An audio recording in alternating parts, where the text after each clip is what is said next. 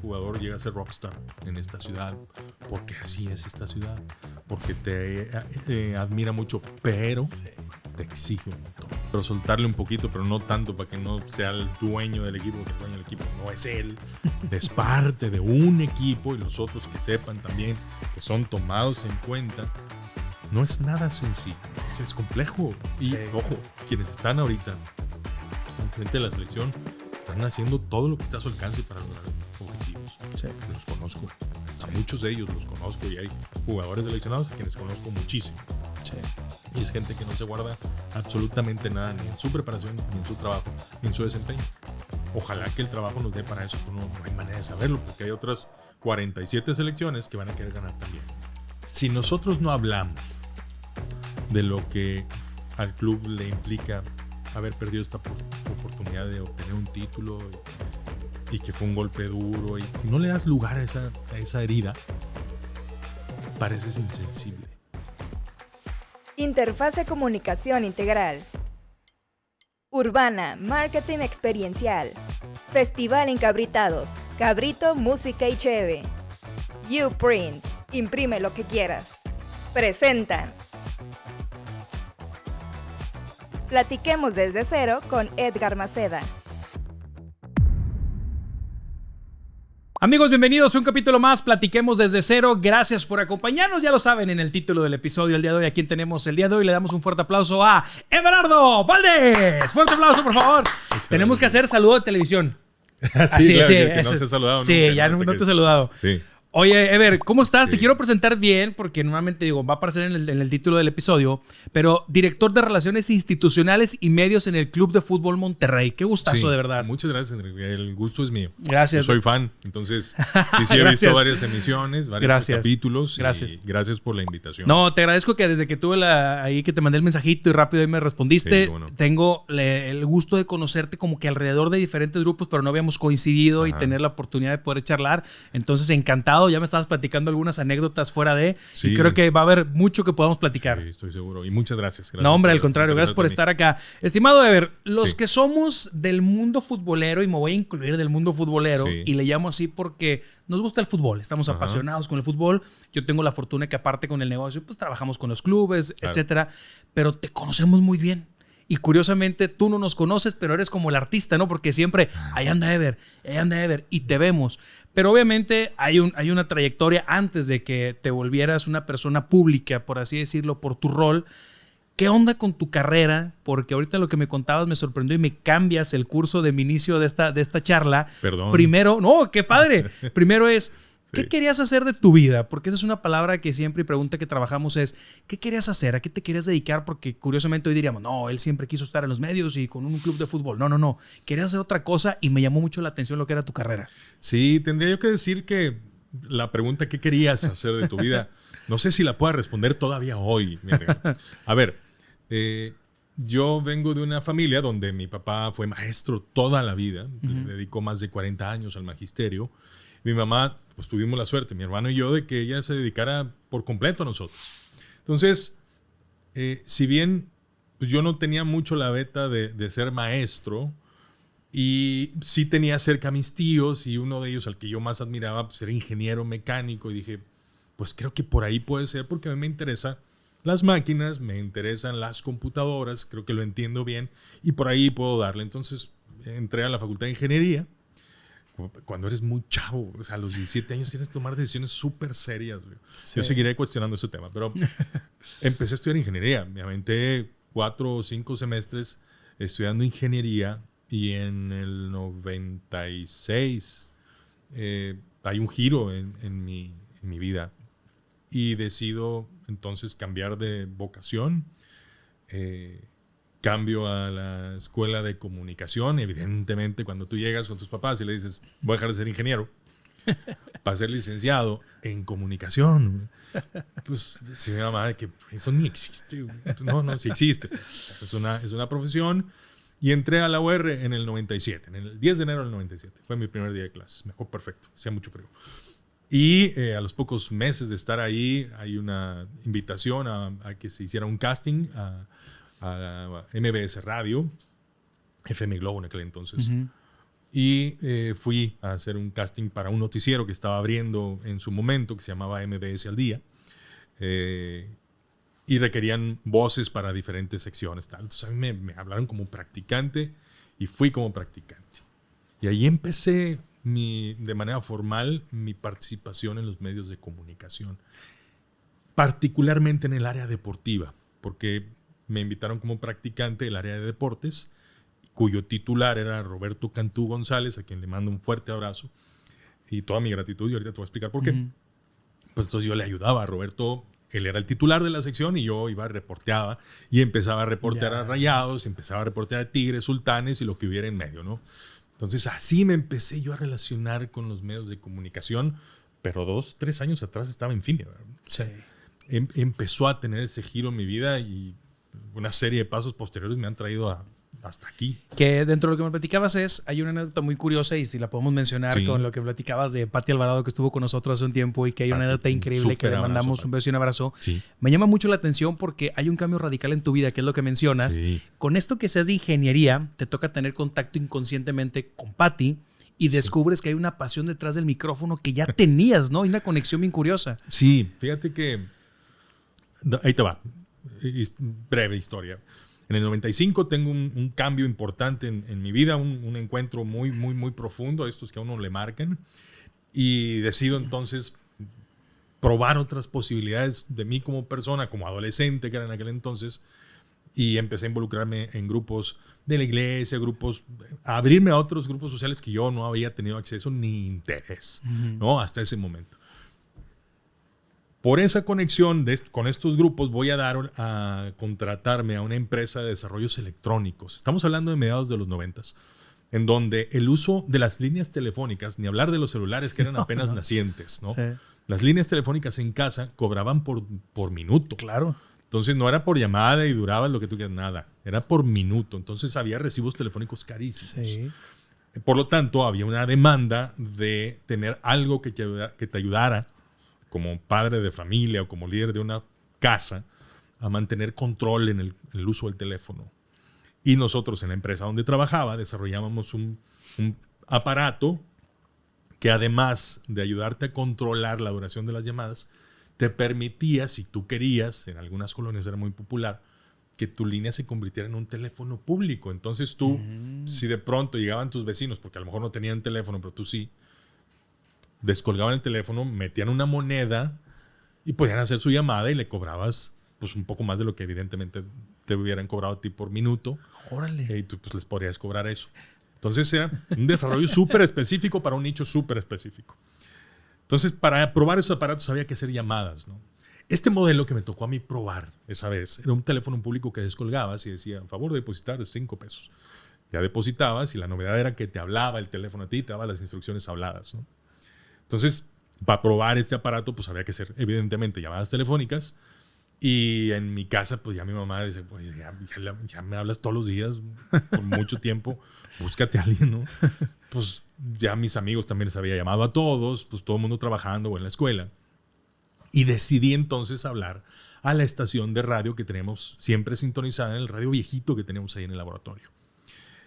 Esa estación era 98.1, Génesis. Y en ese horario, de 9 a 11, estaba Pati Alvarado conduciendo ese programa. Llamé y estaba en corte comercial y me contestó ella. Y Pati, súper afable, la conoces perfecto. Sí. Es una persona súper amable, súper cálida y empezamos a conversar. Entonces yo, muy motivado por estos encuentros, te digo, de corte espiritual que había tenido recientemente, traes un drive propio de ser muy joven, con ideas muy, muy claritas. Y ella en la conversación me escuchó hablando de temas con una energía que a ella me dice, le llama la atención. Y la voz le llama la atención. Me dice, oye, ¿cuántos años tienes? Pues tengo 18. Pues que no suenas como alguien de 18. Ni hablas como alguien de 18. Mira, apunta este número para que vengas a grabar. Porque tú necesitas grabar aquí. Apunta. Entonces me estaba pasando el teléfono de un productor de 98.1. Y en eso, el teléfono público que habló y dice, favor de colgar, gracias, y pum, y se cortó la llamada. O sea, jalaba mal la aparato. necesitaba ajustes. Para eso era la prueba. Buena prueba. Sí, o sea, la prueba resultó exitosa, pero yo marcando y ocupado. Y dije, no, se me está yendo la posibilidad que yo no sabía que iba a buscar y que iba a tener, ¿no? Para no hacerte la historia más larga, llamé y me contestó y me dio el número y grabé. Y volví a grabar. Y por muchos años. Y fui voz de imagen de Génesis algún tiempo. ¿Te quedaste como voz? Años después. Wow. Y desde entonces no he dejado de grabar cosas. Sí. Y esa posibilidad entonces a mí me hizo cambiar de carrera, meterme a estudiar comunicación, adentrarme luego por accidente también en el periodismo deportivo y vincularme entonces con los clubes de fútbol, con este entorno. Y en 2006 llegar a los Rayados después de varios pasos, ¿no? Qué increíble, y hago un paréntesis rápido ahí con Sí. el tema de Pati, porque Pati ya estaba en un momento como una locutora ya muy conocida y todo. No.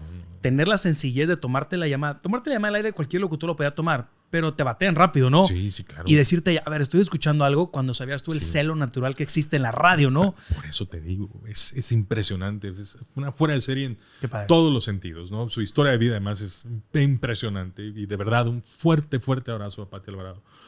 Y toda mi gratitud. Sí, por supuesto, ella me contesta, se pone a conversar conmigo, me escucha y dice, ven a grabar porque tú tienes cosas, ven. Ya. Y luego fue mi maestra en la UR después, Sí. años después. Y es una institución en la locución, no solo radiofónica, sino en la locución de estudio, Sí. la locución comercial. Que me imagino que después, cuando ya entonces cambias el cambio de carreras, este Sí. switch, te vas para la UR, Sí. te sientes obviamente como pez en el agua. Ya es algo que estabas disfrutando aún más de lo que estabas haciendo. Así lo podías Sí, decir. No, era otra cosa. De inmediato das el salto. Cuando te sientes en donde de aquí soy, Sí. el salto es súper importante y Sí. súper notorio. Ahora, llegas a un tema donde haces ya un tema de reporteo, ¿no? Sí. Con el tema de la UR. Ajá. ¿Cómo es? ¿Hacías deporte antes? ¿Te llamaba la atención? ¿Seguías el deporte o te empiezas a empapar rápido?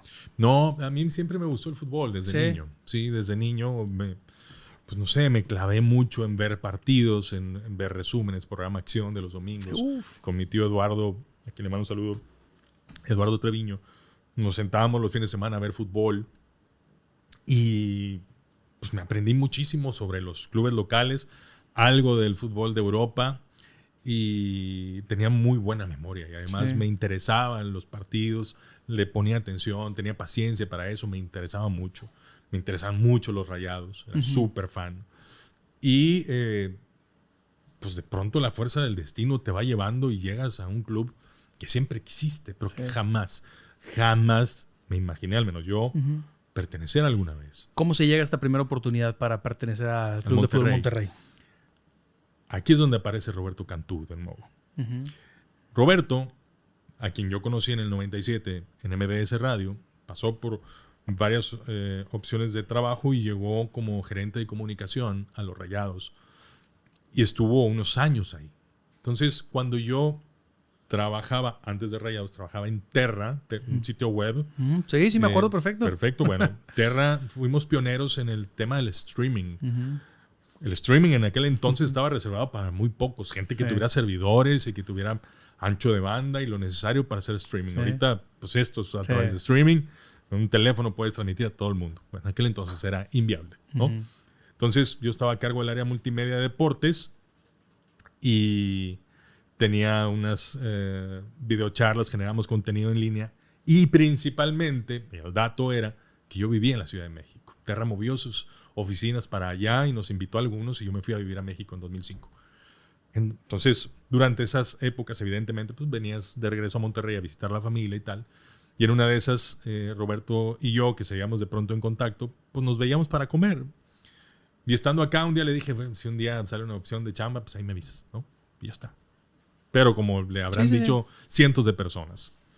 Bueno, un día me habla y me dice, ¿sabes qué? Pásame tu currículum. El señor Urdiales quiere reunirse contigo.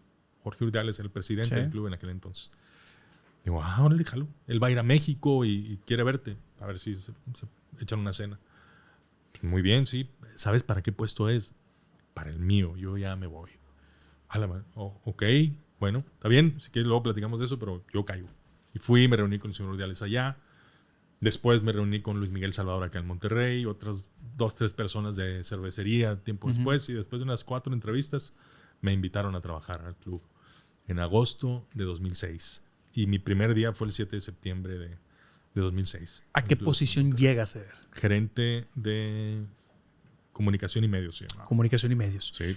Anterior a Rayados, obviamente no tenías la experiencia de pertenecer o trabajar dentro de un club. No.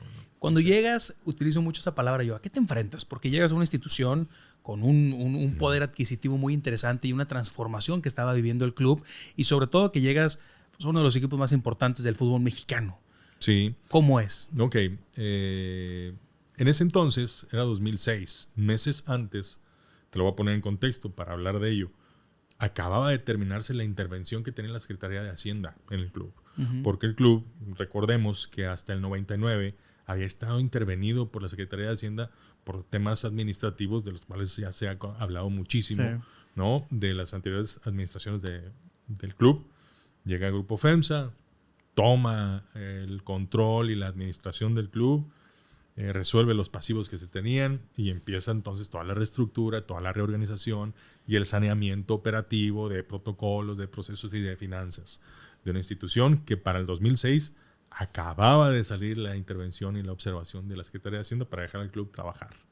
En este lapso, el club ya había sido campeón en 2003, deportivamente hablando, campeón en 2003 y había jugado 2 finales en 2004 y 2005. La que de había Pumas perdido. y Toluca. Exactamente, que se había perdido. Entonces, venía con un empuje muy fuerte de generar un engagement entre el club, el equipo y la afición.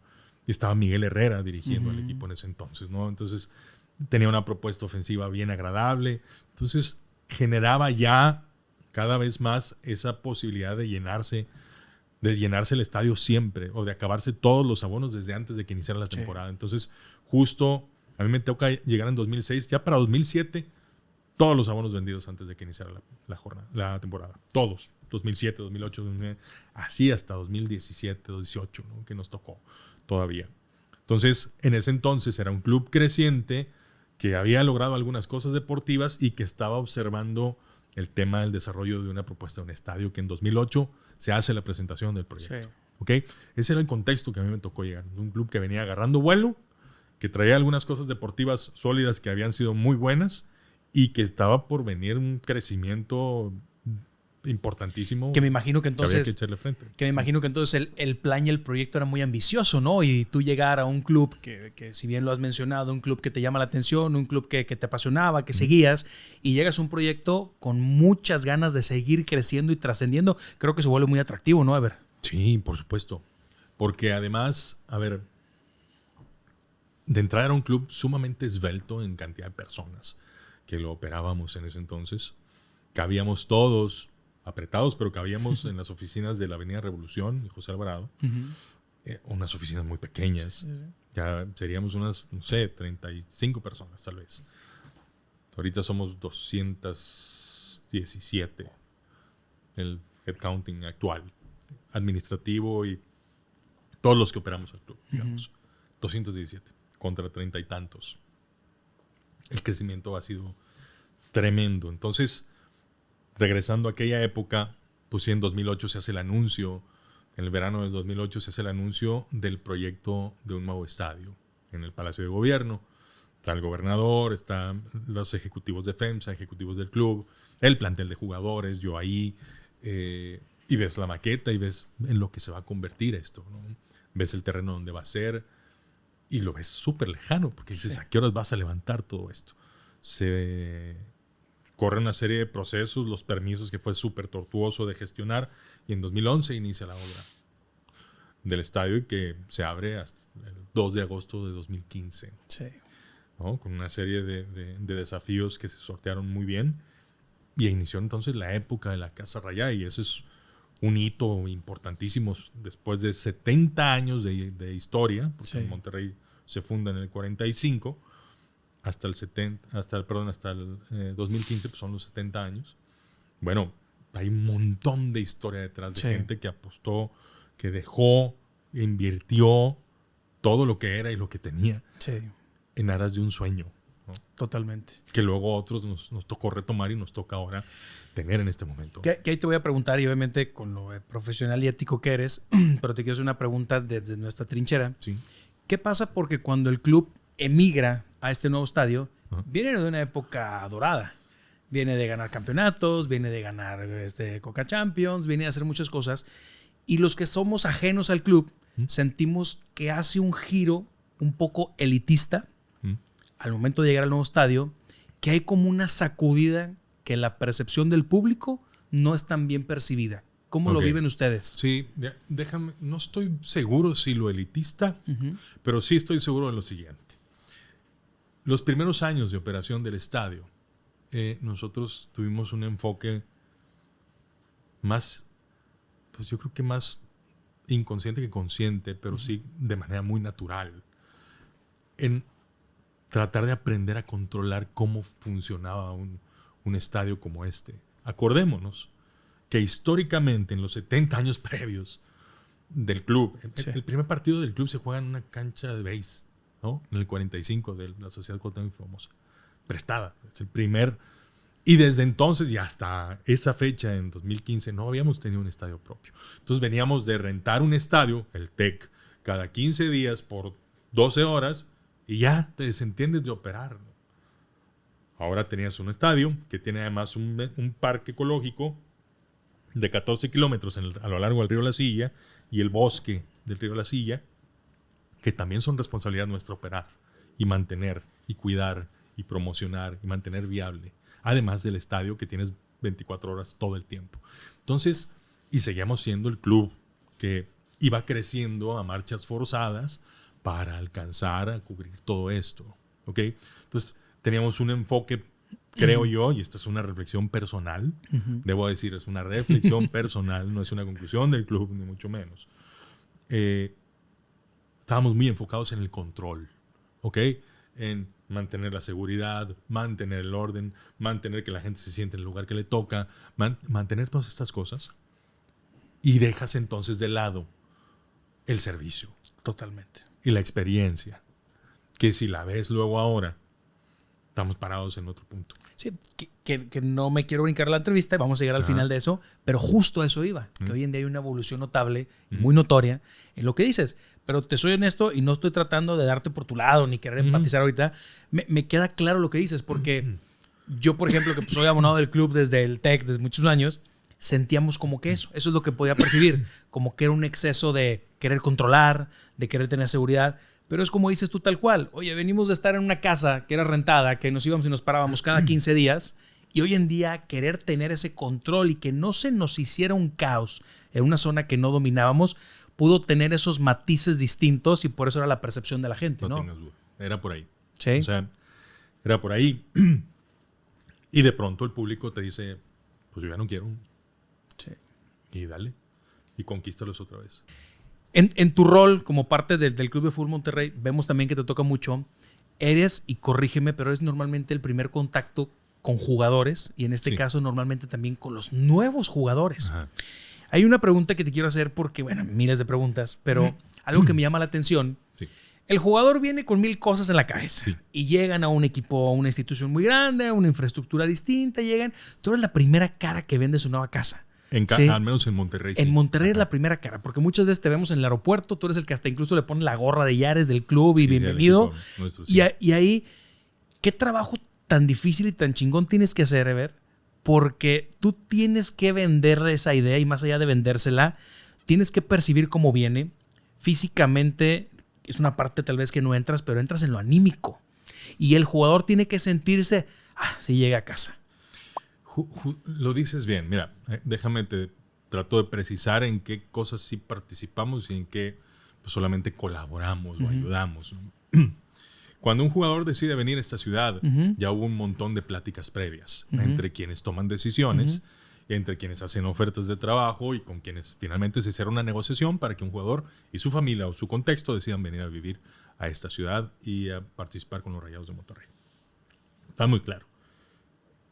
La otra parte, una vez que eso ya está dado, que ya se llegó a un acuerdo y ya el jugador está predispuesto para venir hacia acá y ya viene a la ciudad, hay una prioridad del club en que el jugador tenga oportunidad de enfocarse a lo que le toca hacer, que es jugar fútbol. La otra parte es que todas sus necesidades, o profesionales, o familiares, o personales, pues estén resueltas. estén, y si no resueltas, en vías de resolverse. Y si no, ni una ni la otra, que sepa y sienta y perciba que cuando llega a esta ciudad hay un grupo de gente que está atento de eso y le va a ayudar a hacerse sentir en casa. Para que las personas, y esto no es privativo del Club de Fútbol Monterrey, pues está incluso el mismo Maslow hablaba de ello, pues las necesidades primarias son las que tienes que resolver. Exacto. Antes que cualquier otra cosa, para poder luego irte moviendo y pensar en otras cosas. Sentirte en casa, tener un lugar a donde llegar, que tu familia esté tranquila, que tus hijos vayan a un colegio, que todo esto, hay un equipo multidisciplinario que está enfocado en adelantar, anticipar y resolver y conectar esas cosas para que sucedan y el jugador esté tranquilo y se dedique a hacer lo que le toca hacer, que es jugar al fútbol. Sí, porque lo que dices tú es, pues, oye, son seres humanos comunes y corrientes que tienen las broncas Totalmente. que todos podemos tener. Totalmente. Y tú lo que necesitas es que rinda su chamba, ¿no? No, claro, a ver, que él, por supuesto, el entregable final que le conviene a él y nos conviene a nosotros es que él haga lo mejor que pueda hacer y la razón por la cual está aquí, Sí. que es jugar al fútbol. Sí. ¿No? Entonces, mi intención cuando estamos en el aeropuerto y lo recibimos es que el primer contacto que tengan con el club sea enfocado, que sea cálido, que le haga sentir que al menos estamos súper enfocados y atentos desde el minuto 1, desde que pones el primer pie en esta ciudad, hay gente al pendiente de ti, porque creemos que las personas que colaboran con nosotros lo hacen y colaboran con nosotros porque tienen el talento necesario y adecuado para que todos en conjunto alcancemos los objetivos que perseguimos. Y esa es nuestra manera de hacerlo. ¿Cómo llegan a lograr ustedes con este equipo multidisciplinario que mencionas? Sí. ¿Cómo logras llevar al jugador una estabilidad emocional? Porque, a ver, curiosamente en Nuevo León, jugador que llega, más allá de ser un futbolista, se vuelve un artista. Llega a un lugar donde es un artista, donde el mismo club, como dices tú, le pone todas las cosas, sus necesidades, carro, casa, colegios, tiene todo, y vuelven ellos a ser unas personas con un poder adquisitivo mayor, porque por algo llegan también al club. ¿Cómo logras esa estabilidad emocional o cómo logra este equipo? Pues para que el futbolista no se te pierda, que en muchos casos lo hemos visto. Ok, déjame contestarte de la siguiente manera. No es que nosotros lo logremos como tal, déjame explico. Siempre que hablo de los futbolistas, trato de hacerles justicia un poco, porque son muchachos que son socialmente reconocidos, que son famosos, que muchos de ellos tienen un poder adquisitivo muy grande, que tienen una escolaridad, ahora ya es más avanzada, pero hace 10 años era distinto, era secundaria, algunos prepa y algunos ahí profesional. Hoy es prepa, profesional, algunos hasta posgrado. Entonces son famosos, con un ingreso importante, con escolaridad, la que acabo de mencionar, y con edad promedio de 23 años. Entonces, cuando sumas esas variables, dices, lo más probable es que se van a meter en alguna bronca. Y nuestra apuesta, y es ahí, porque tú decías, ¿cómo logras la estabilidad? Debo ser bien realista. Nosotros apostamos a que las variables a las que tienes acceso a controlar, tratar de controlarlas. Como es que encuentre un lugar adecuado para vivir. El club no lo paga el jugador, pero le ofreces oportunidades para eso.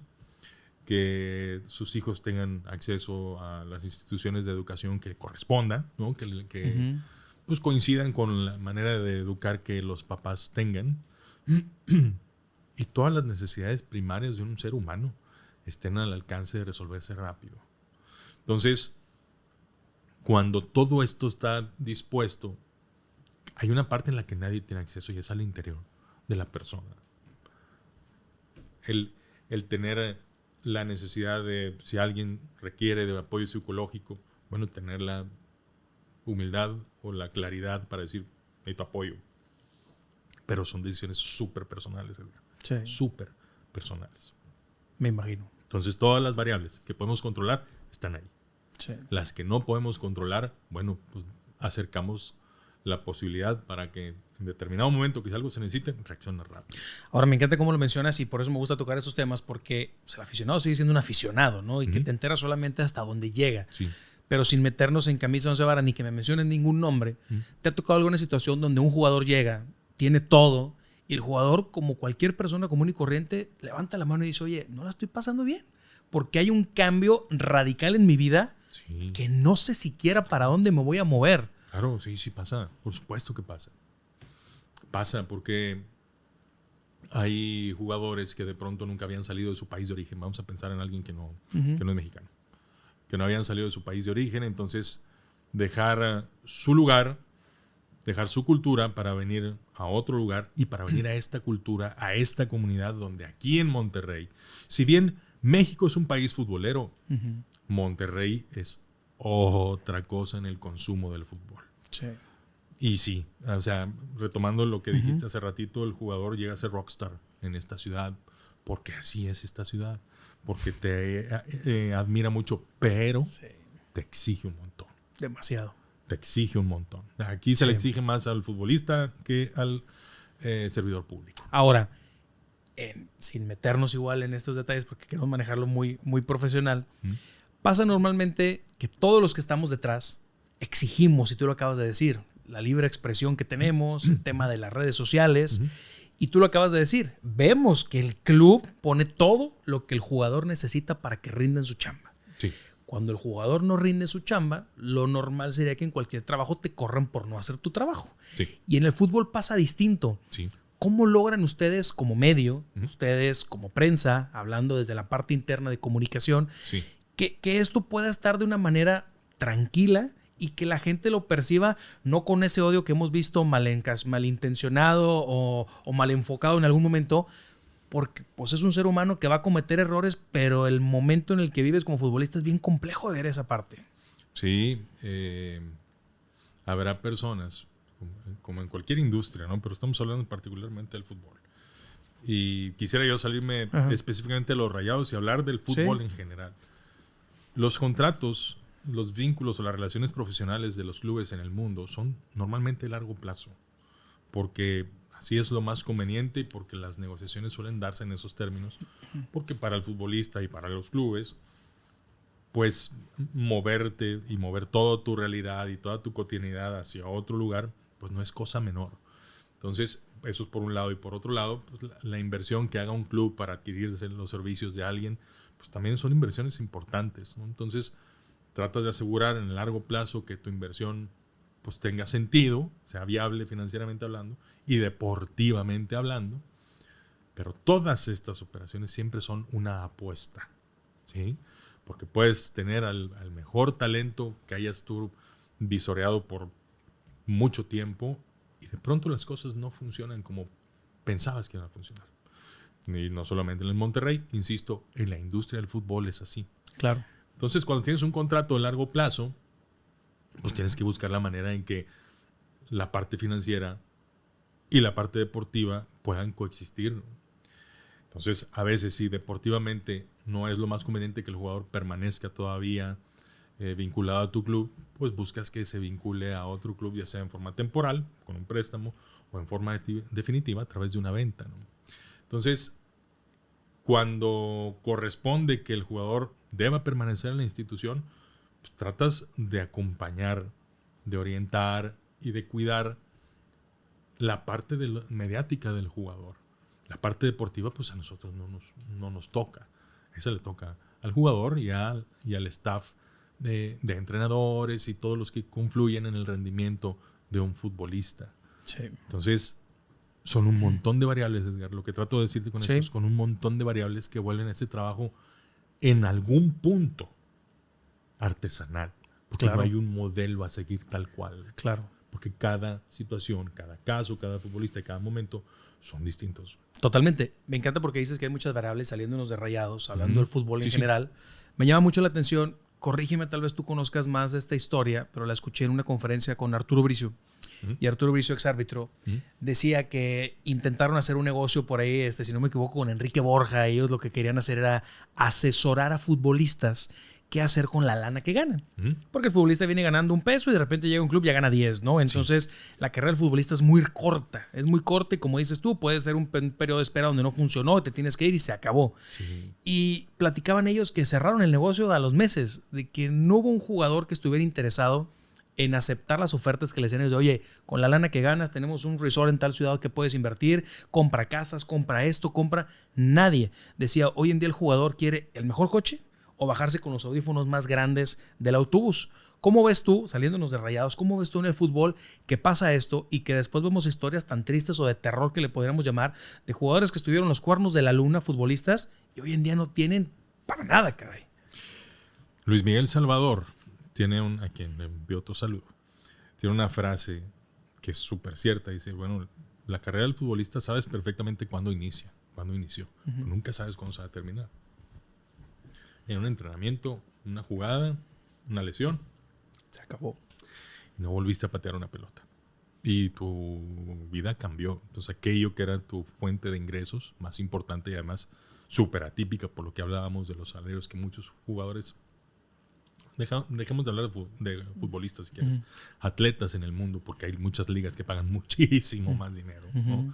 De otros deportes. Bueno, no sabes cuándo termina y a lo mejor no volviste a practicar nunca aquella disciplina a la que te dedicaste. Esa es una realidad. En nuestra cultura, y déjame hablar nuestra, hablando de los latinoamericanos, somos más... la mayoría, más propenso al corto plazo, ¿no? A la recompensa en el corto plazo, a esa dopamina que genera poder comprarte algo. Es súper válido, pero cuando se vuelve la única realidad que contemplas es hiper riesgoso. Sí. Por lo que mencionas. Sí. Si no tienes una carrera académica que en algún momento te pueda sacar a flote, si ya no puedes practicar tu actividad profesional preponderante, que es jugar a lo que juegues, estás a una lesión de la miseria. Sí. ¿Cómo manejan ustedes el hecho de que hoy en día, hablando de las redes sociales, es tan sencillo que cualquier persona, en este caso, pues, el futbolista es un empleado del club, ¿cómo controlan que es tan sencillo que la comunicación sea errónea, que ellos puedan a través de un post, de una famosa historia que hoy en día hacen, cómo pueden medir ustedes como empresa, porque me imagino que esto no viene en un contrato, pero ¿cuál es ese diálogo que debes de tener de cuida tantito tu vida privada y no eches a perder lo que estamos construyendo juntos? Porque en este camino vamos juntos, ¿no? Es que hay un diálogo constante con ellos. Y sí hay códigos y reglamentos internos, por supuesto. Y tenemos un código de ética, somos un club que lo tiene y que es público y todos los que trabajamos en esta institución requerimos reflejarlo en los hechos, ¿no? Y ahí se habla de conducirnos con respeto, de todo esto que te hace una persona civilizada en las redes sociales. Sin embargo, como todo, pues eres persona y no eres infalible y sientes cosas. Y más las personas públicas como los futbolistas o los atletas o todos estos que hemos venido hablando, pues están sujetos al escrutinio y al juicio y a veces también a la lapidación de mucha gente. A veces con, déjame decir, súper comillas, razón y otras injustificadas. La violencia no se justifica. No, nunca. No tiene sentido. Además es un deporte, por favor, veámoslo de ese tamaño. Sí. Pero también entendemos que esta actividad y esta disciplina del deporte profesional del fútbol en este país y en esta ciudad, otra vez, pues es otra cosa. Sí. Se llama muchísimo la atención y por eso los clubes son lo que son y por eso pueden las marcas que se relacionan con los clubes tienen que pagar lo que pagan porque llama mucho la atención. Hay mucha atención puesta en los clubes de fútbol y eso genera valor. Sí, y que es difícil poder saber quiénes tienen esa capacidad de poder sentarse en una silla hablando de la perspectiva de un futbolista, ¿no? Como decíamos, llegas a estar en un aparador que tanto viene energía positiva como negativa y gente que te va a querer destruir. Entonces creo que tienes que estar como muy bien balanceado. Quiero hablar de un tema y me voy a ir un poquito para atrás. Hay una frase que yo he escuchado en muchas ocasiones que dicen, al crack hay que tratarlo como crack. Ajá. No sé si sea buena, sea mala, pero ahora sí lo puedo decir con nombres, porque ya no pertenece a la institución. Pero hablamos de este fenómeno que sucedió en Rayados, que era Humberto Suazo, ¿no? Que es un caso muy atípico de un extraordinario futbolista, que era un fenómeno en el campo, pero era muy introvertido, fuera de... Sí. ¿Cómo tienes que trabajar, Ever? Porque pues es el crack que te está resolviendo. Me imagino que es complejo, ¿no? Y esto lo quiero hablar porque no quiero hablar solamente de jugadores de Rayados, no quiero hablar solamente de fútbol. Esto creo que nos sirve para la vida diaria, en cualquier empleo, en cualquier empresa, en cualquier trabajo que estés desarrollando. ¿Cómo logras llevar esa comunicación que sea tan efectiva contra la persona, con la persona que sabes que es efectiva en su chamba, pero que fuera de no te da más? Ok.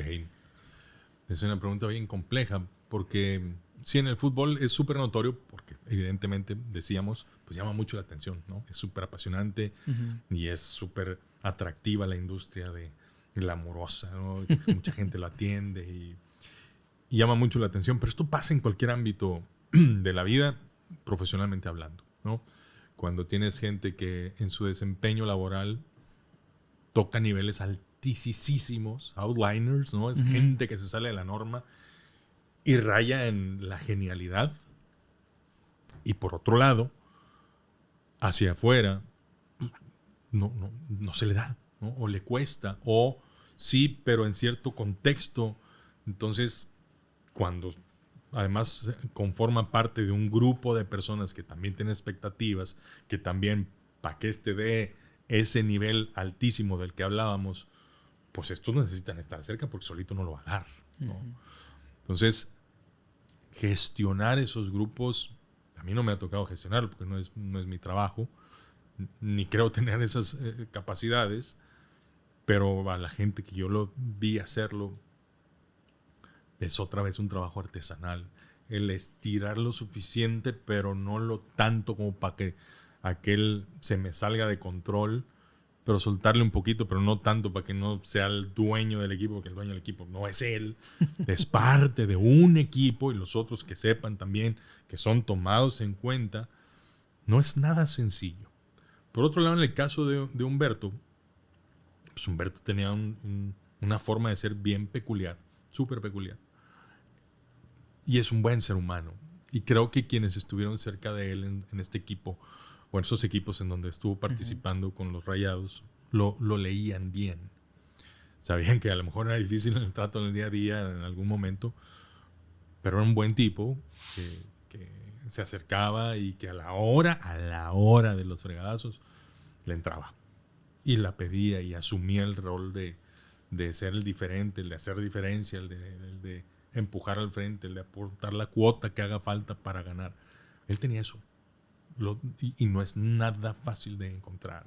Sí. Entonces sus compañeros lo sabían, creían en él en esa parte y también sabían y conocían que de pronto era complicado en el trato en el día a día, pero no era una mala persona. Sí. Entonces eso generó un entorno bien apto para lograr los resultados que esa generación de futbolistas en este equipo, por el ejemplo que pusiste de él, pues alcanzaran, ¿no? Esos resultados. Sí, que es un balance bien interesante, porque como dices tú, el cuate rendía y tal vez no era la persona más empática con todo el mundo, pero te daba un resultado, era buena persona y te daba un resultado que era muy palpable para todos, ¿no? Sí, él era cerradón en las masas, ¿no? Era una cosa rarísima porque en el terreno de juego con 80,000 personas viéndolo, era una máquina. Pero cuando estaba en el trato 1-1 era bastante tímido, ¿no? Sí. Y medio se cerraba y medio hosco. Pero no era un mal tipo, ni era un tipo que nunca hablara, no, en corto, súper extrovertido. Y principalmente una característica que yo siempre noté, porque tuve la suerte de estar muy cerca de él muchas veces, es que se volvía uno más del grupo, ¿no? No pretendía ser tratado distinto. Él además valoraba cuando lo trataban perfectamente normal, ¿no? Le tocaba un sopapo, si la dinámica era de dar sopapos, ni modo, pues así funciona la cosa acá, ¿no? Entonces, él asumía muy bien y se sentía muy cómodo en esos grupos. Sí. El problema era la masividad, ¿no? Pero, vamos, como persona, Un gran hombre. Sí, un tipo que la gente se ha expresado siempre muy bien de él. Sí, señor. Hablas del tema de la masividad, de esta comunicación que hay, y es una parte que sé que te ha tocado gestionar y que es compleja. Un tipo como Humberto, que era una persona muy introvertida, pero que al final era el blanco de la prensa, ¿no? Sí. Y no hablo de manera negativa, pero la gente quiere hablar con el que resolvió el partido, la gente quiere hablar con el crack, o la gente quiere hablar para señalar al que hizo las cosas mal cuando esperaban todo de él. ¿Cómo logras tú lidiar? Y hablo en la parte profesional, que tienes que ser muy inteligente, porque al final la prensa buena o mala dependemos de ellos, ¿no? Para muchísimas cosas. ¿Cómo es esa relación, Ever? Déjame retomar el caso de Humberto, porque sí fue una evolución. Cuando él llegó no hablaba con nadie de medios de comunicación, olvídalo. Una entrevista rarísimo allá a las 500. Fue pasando el tiempo y él, además de asentarse más en la ciudad y volverse prácticamente un regiomontano, porque sabía hacer carne asada, o sea, sí, aprendió todos los rituales. Agarró todo el rol. Sí, todo el paquete completo. Fue como bajando un poco esas barreras, y me acuerdo que le decía, te preguntan muchas cosas cuando estás en rueda de prensa porque nunca estás, porque hay mucha ansiedad para preguntarte cosas porque apareces poco. Si tú apareces con más frecuencia, las preguntas que te vayan haciendo van a ser distintas y se van a volver más cotidianas y por lo tanto más fáciles de contestar. Y te van a ver mejor. Te va a hacer bien. Piénsalo. A lo mejor un día te puede convenir. Se lo llevó en su oportunidad y un día dice, ok, vamos a hacer eso. Llegó un punto en donde me decía, ya es viernes, ya me toca hablar. Me explico. Porque encontró esa posibilidad de generar él propio su narrativa. Que nadie más tuviera que contar la historia. Él te la contaba. Él podía hablar de los conceptos que él quería compartir. Sí, con las preguntas que le hacían. Pero además era un tipo de un discurso bastante bien estructurado. O sea, sí. No contestaba superficialidades. Para nada, ¿no? Sí, se mojaba los pies. Entonces, él fue creciendo con eso, adoptándolo y lo usó a favor. Sí. Entonces terminó, creo yo, teniendo una buena relación con los medios de comunicación cotidianamente. Sí, que tardó, pero se logró. Sí. Hablando en tema de comunicación, y ahora nos vamos al contexto general, hablando del fútbol mexicano, ¿qué pasa?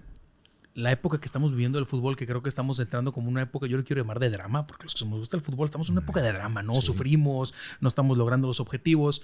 ¿Crees que se deba? Yo desde mi trinchera siempre he dicho que siento yo que falta mucha preparación en todos los aspectos, no solamente deportiva, del futbolista en general.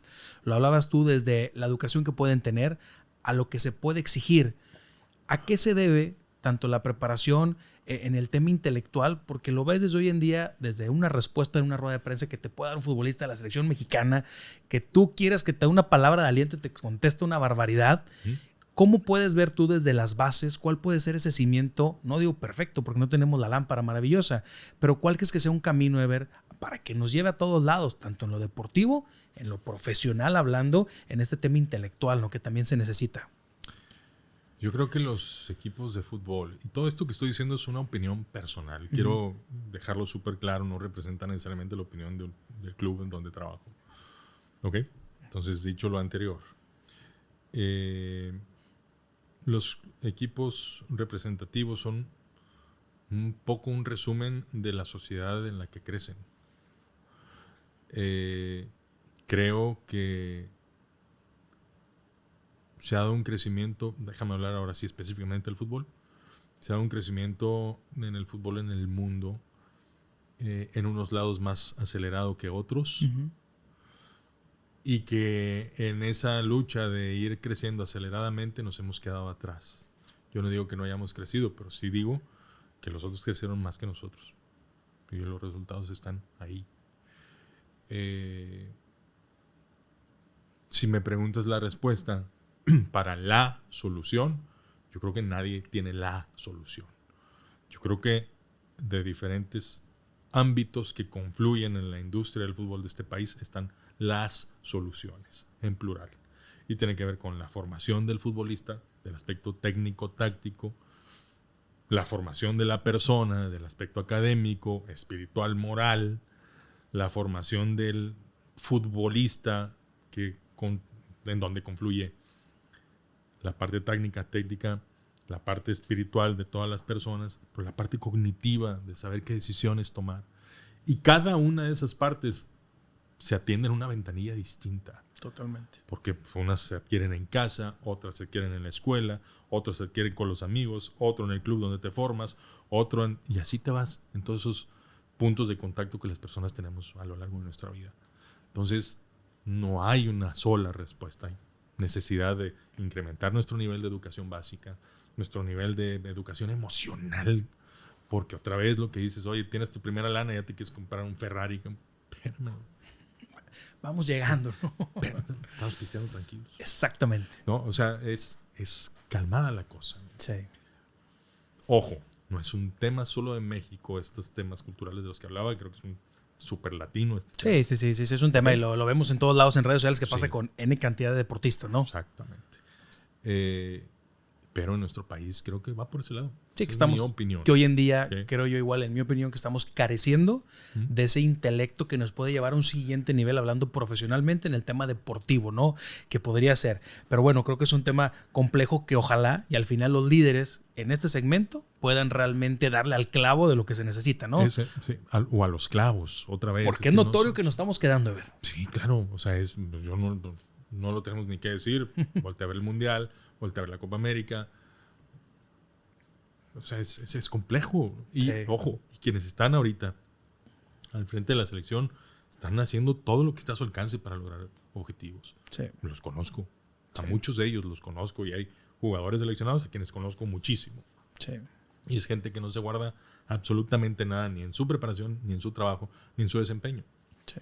Pero no nos ha dado para llegar a los objetivos finales.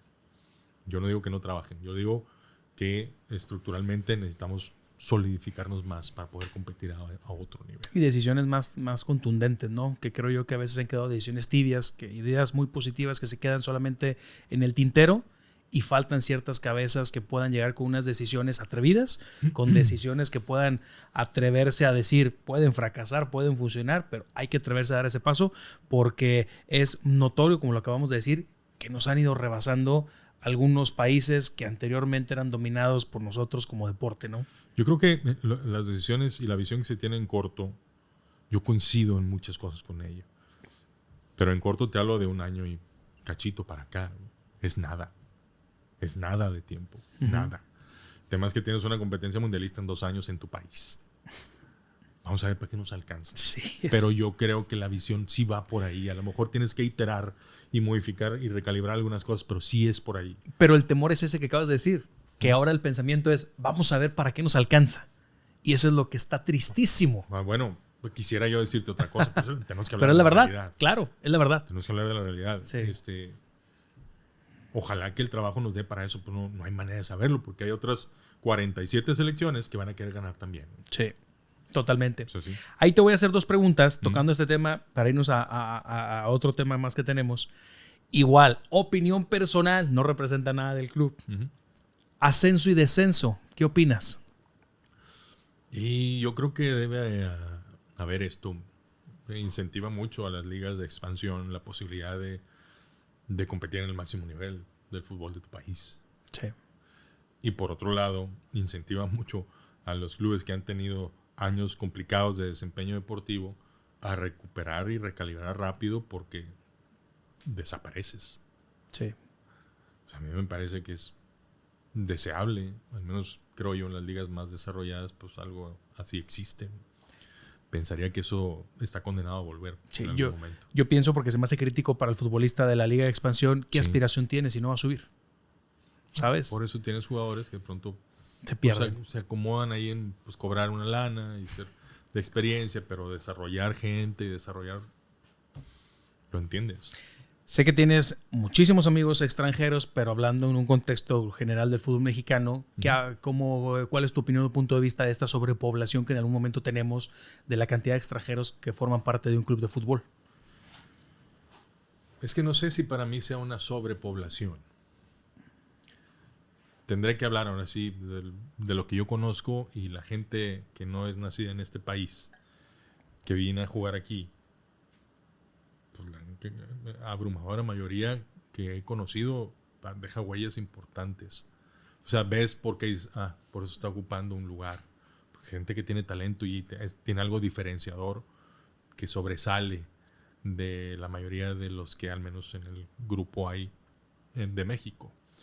Creo que mientras se siga trayendo gente talentosa, diferenciadora, eso le va a hacer bien a nuestra liga en competencia, porque luego al futbolista mexicano lo pones a competir con alguien que es muy bueno, que juega porque es muy bueno, no porque sea de otro país, al menos en el club nuestro, ¿no? Juega porque es buenísimo. Sí. Pues tienes que ganarle a este. Y si eres mejor que este, por más que este sea de donde sea, si tú estás mejor, pues no va a jugar. Y vas a jugar tú. Y ahí es donde el mexicano crece, compitiendo contra otros que sean mejores. Sí. Y haciéndose mejor y teniendo trabajo específicamente para desarrollar otras habilidades o potencializar las que ya tiene para poder en efecto competirle al que le está ganando el puesto. A ese nivel. A ese nivel. Sí. Claro, pero para eso pues necesitas traer gente top. Sí, yo siempre he dicho, yo soy a favor del extranjero siempre y cuando venga a sumar. Claro. Y que para el mexicano sea un tema de inspiración y ganas de trabajar y chambearle más para poder alcanzar ese nivel.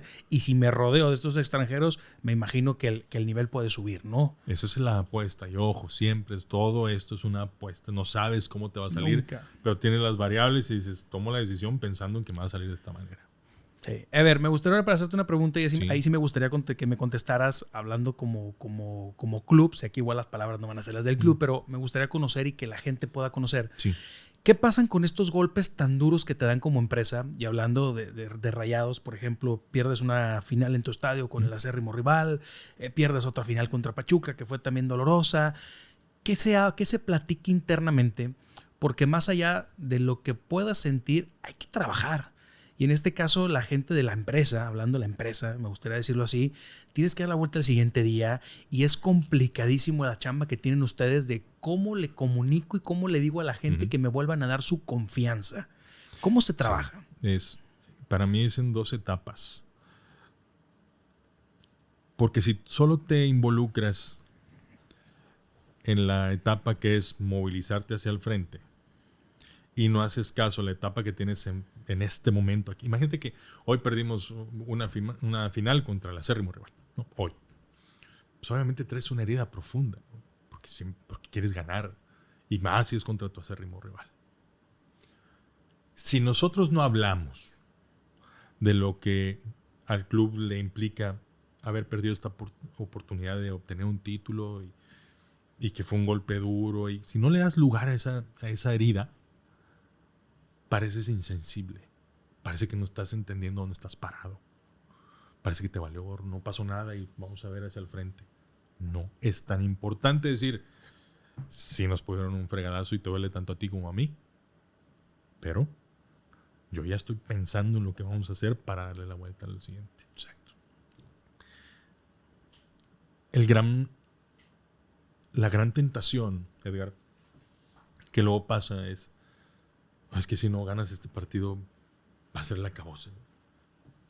Si te vuelven a eliminar en liguilla va a ser el fin. ¿El fin de qué? ¿De qué? ¿Ya van a desaparecer los Rayados? ¿Ya no van a existir? Pero en la emoción parece nublado y te cuesta mucho trabajo ver más allá porque tienes el enorme deseo de ver lo que tienes aquí enfrente y la enorme ilusión de darle la vuelta y ponerte encima y decir, ahora gané yo. Vámonos a lo que sigue. Como si después de la finalización de este torneo nos siguieran otros torneos. Sí. Pero el nivel de involucramiento que el fútbol genera, y más en esta ciudad, como lo hemos dicho en esta conversación, te lleva a nublar la visión como que es ahora o nunca, matar o morir. Sí es ahora o nunca, pero luego sigue otro torneo. Claro. Y vas a creer que gané, güey. Sí. Pero ahorita estamos aquí parados. Es que es increíble lo que afecta anímicamente a la sociedad de Nuevo León, ¿no? El fútbol, hablando de los dos equipos Tigres Rayados. Leí por ahí en un, no sé si me acuerdo, fue periódico, lo leí en internet, que decían que se había comprobado que en Nuevo León baja o sube o aumenta la productividad laboral después de los partidos de fútbol, dependiendo cómo haya quedado tu equipo, es como se nota eso, es real, ¿no? Es real. Fíjate, sí. ¿A qué nivel, no? Sí, porque esta cultura es así, porque el fútbol es súper importante, por eso el Monterrey, y ahí sí voy a hablar de eso porque ahí estoy colaborando, entiende muy bien ese valor social. Los Rayados son un club de fútbol que busca ganar los partidos en la cancha y los retos en la vida. Por eso el eslogan de la vida en la cancha me parece una genialidad. Porque hay partidos que duran 90 minutitos el fin de semana y hay el resto de la vida, ¿no? Que no son esos 90 minutos, en donde tienes mucha gente muy cerca de ti que te admira, que te apoya, que te siga, a la que le eres relevante, le eres importante, le eres inspiración, a la que le puedes ayudar también. Sí. Entonces, decía Mario Castillejos, diferimos muchas veces, pero coincidimos muchas otras. Y él decía, si hoy no puedo regalarte un resultado, te voy a regalar un valor. Entonces, si yo perdí una final o me eliminaron en la liguilla, pero peleé con todo lo que tuve y viste que pues, nos morimos de algo. A ver, o sea, me duele, pero así mero, así es, yo me vi representado ahí, ni modo. Que ese es el sentimiento que busca siempre el aficionado.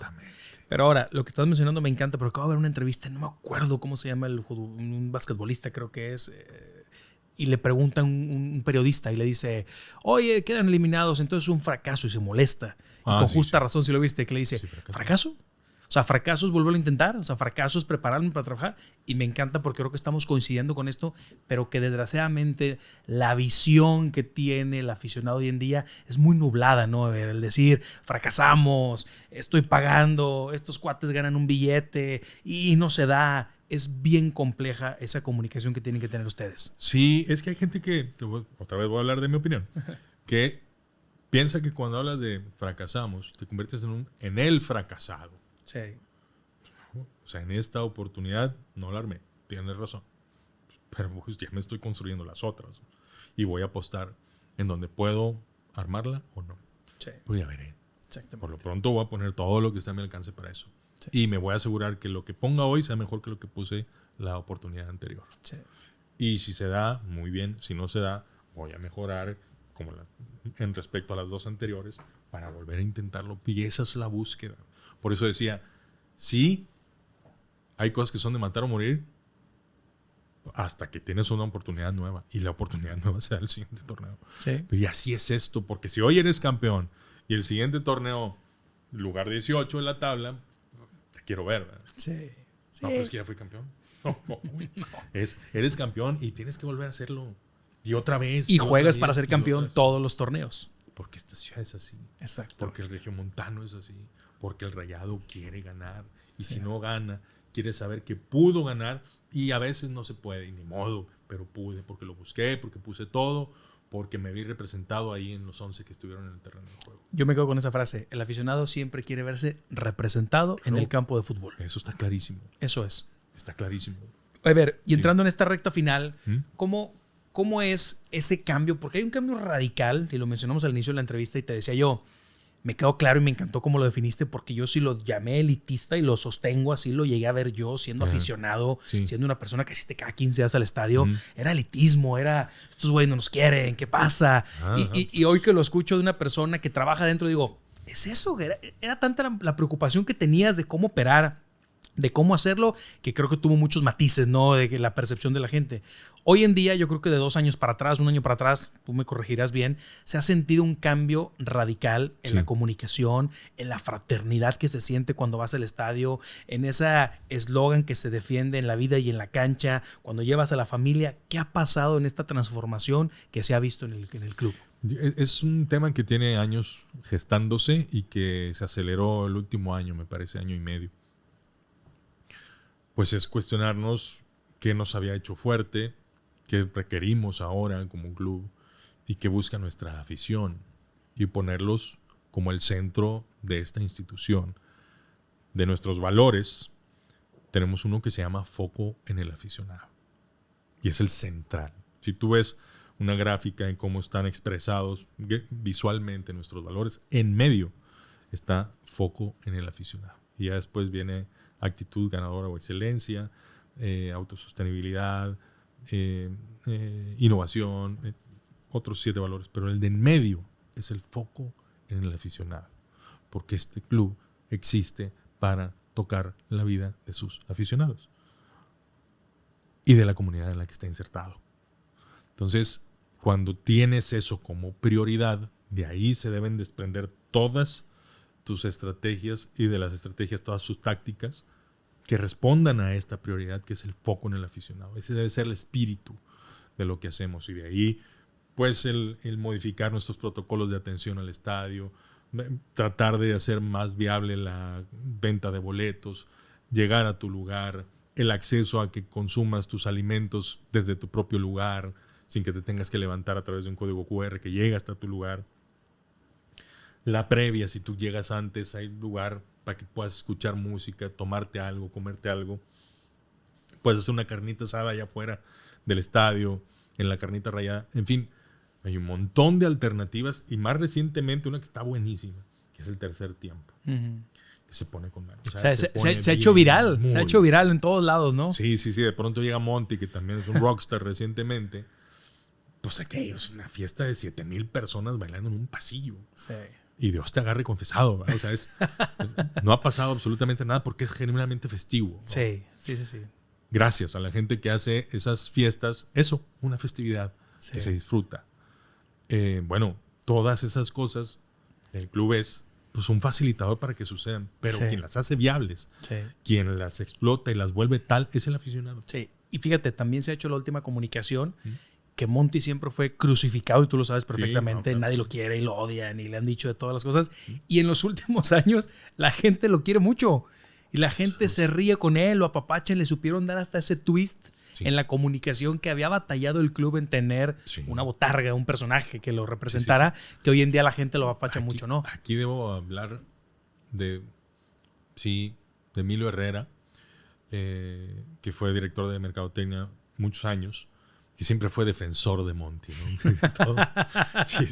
Internamente hablando me refiero, ¿no? Porque, bueno, generó un proyecto que hoy está capitalizándose y que el equipo de Mercadotecnia, CONICET, ha capitalizado y impulsado y catapultado de una manera magistral, de tal forma que Monty ya es un activo buscado por aficionados y por nuestras propias marcas de que por favor que venga Monty, ¿no? Porque es un gran embajador y es un es una mascota, no nos perdamos, pero es algo que se ha insertado en el gusto del aficionado porque insisto, necesitamos voltear a ver a nuestros aficionados, a los diferentes tipos de aficionados, porque hay unos que son mucho más ácidos y críticos, hay otros que son incondicionales, hay otros que son que apoyan todo el tiempo y otros que van que es más social, ¿no? Que van y se toman una foto y suben a sus redes sociales y ya está, y no se involucran tanto, pero todos son aficionados. De mayor o menor medida. Pero lo padre aquí es que, cerrando el tema de Monty, que este personaje ya no solo empatiza con los niños, empezó a tener una empatía muy padre con todo el aficionado. Mi estimado, a ver, última pregunta. No, por favor. Te hemos visto en cantidad de viajes con el club, en cantidad de viajes personales, tu chamba, pero eres un apasionado de lo que haces y eso se agradece porque lo logras transmitir. Y esto te lo digo personalmente, en tus redes, en lo que haces, lo personas. Pero todo esto tiene un precio, siempre les digo yo. ¿Qué te ha tocado sacrificar en esta carrera? Un día le hice una pregunta así a Walter Erviti y él fue muy, muy tajante y me llamó mucho la atención. Me dice, no, es que aquí no se sacrifica nada. Aquí se toma decisiones. Y yo le he dedicado mucho de mi vida a este club con muchísimo gusto. Pero cuando hablo de mucho de mi vida son muchas horas, porque esta chamba es hiper demandante. En las diferentes funciones que me ha tocado desempeñar a lo largo de estos casi 18 años que tengo en el club. Si tuviera yo que hablar de algo que haya invertido, es mi tiempo y mi energía. Pero con muchísima convicción de que esto me hace muy feliz, porque creo que el fútbol es un vehículo poderosísimo, probablemente el más poderoso en el mundo, que se vuelve un pretexto para cosas mucho más grandes que un partido de fútbol. No sé si me estoy explicando. Totalmente. Sí, porque hay mucha gente poniéndole atención, hay mucha oportunidad de promover ideas, valores, pensamientos, maneras de ser que pueden hacer este mundo un lugar más habitable. En eso creo. Y lo he vivido muchas veces en mis momentos más apasionados que digo, yo tengo el mejor trabajo del mundo. no tienen que ver necesariamente con una pelota rodando. Tienen que ver con humanos. Porque al final el partido dura 90 minutos. Sí, y es un gol y me acuerdo perfecto de goles que he gritado y he abrazado a gente que ni conozco. ¿No? El zurdazo de Banchioni en el Mundial de Clubes en Qatar. La chilena de Funes Mori contra la América en la final del 19. Una locura. Bueno, hay eventos que son más discretos que me han movido como ser humano y me han hecho saber y decir y pensar y estar convencido de que nací para hacer estas cosas que no tienen que ver con una pelota corriendo. La pelota corriendo es el pretexto. Que es algo que siempre he dicho yo y que algo increíble es poder trascender a través de las personas. Exacto. Lo mejor que ha dejado el fútbol en mi vida son las personas. Siempre. Qué padre. Te agradezco mucho de verdad esta charla. Espero nos puedas volver a acompañar, que puedas estar con nosotros. Gracias. Quiero cerrar nada más. Sí. ¿Qué viene para ti? ¿Qué planes tienes? ¿Sigues trabajando en el club? ¿Tienes algunos sueños por cumplir? ¿Algo personalmente que quieras seguir haciendo tanto profesional? Sí, como no. Yo, me siento muy contento con el club, con lo que se ve hacia el futuro, con lo que el club se va a ir convirtiendo en los próximos años. Muy entusiasmado con eso. Muy entusiasmado y creo que hay mucho para hacer. Y hay un equipo bien importante para poder lograrlo, institucionalmente hablando, desde mis responsabilidades, insisto. Y como profesional, sí quiero desarrollar algunas otras habilidades que yo creo que se van a convertir luego en mi futuro una vez que yo ya no esté vinculado al fútbol, pero sí estaré vinculado a las personas y al desarrollo humano, en donde tengo una súper pasión por ello, ¿no? Creo que iré desarrollando estas cosas para ser una especie de consultor. Por ese lado creo que tendrá que ver mi actividad hacia el futuro, tal vez. Cuando ya no estén en los Rayados, tendría que ver eso. Y seguir viviendo la pasión de estar en una industria como esta. El privilegio de estar de tener un trabajo, la bendición, de tener un empleo que además me enamora y que me empuja mucho en muchos sentidos. Tienes la bendición de hacer lo que te gusta.